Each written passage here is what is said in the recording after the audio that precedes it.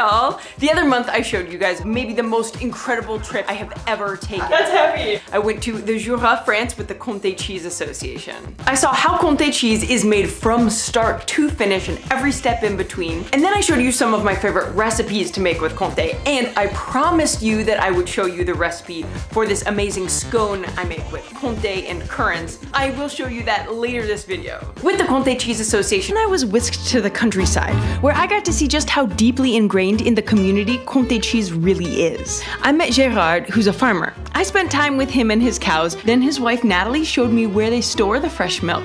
And their pet pigs too. But I wasn't there to see pigs. I was there for the Montbéliard and Simmental cows. So then I went to visit Joseph, another dairy farmer in town. Nous avons des vaches Montbéliard.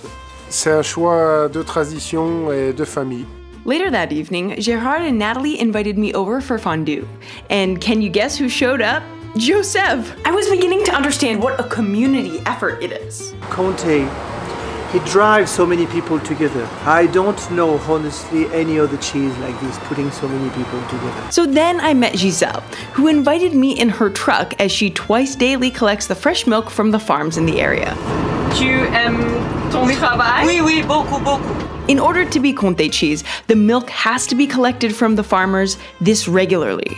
And the next day, I'm at a fromagerie, and who's there helping to make the cheese with that milk but Giselle herself? After it's put into its mold, it's pressed, unmolded, and spends 1 to 3 weeks at the fruitière.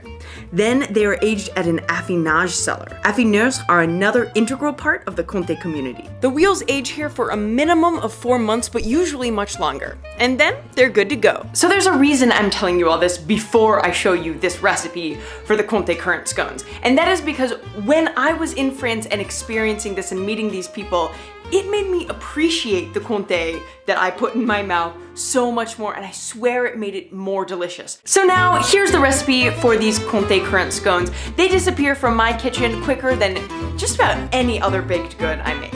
This is a recipe by Nikki Sizemore on the Comté USA website.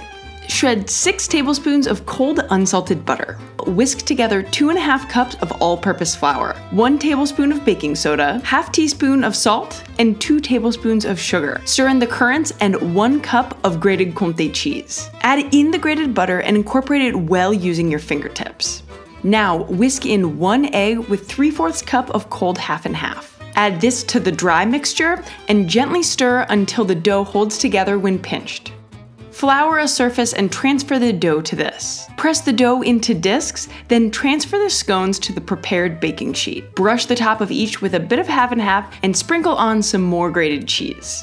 Bake this in the oven at 400 degrees Fahrenheit for 16 to 18 minutes or until golden brown. Transfer to a wire rack to cool, and bon appétit! I hope you've enjoyed these Comté videos I've made. I have absolutely loved working on these videos and learning about what makes this cheese so special. As always, thank you so much for watching and keep it quirky! Any one of you who are watching, reading, listening to those videos, if you can have the possibility or make in your life the possibility to travel at least once into the Jura to see something unique without any comparison on earth, do it.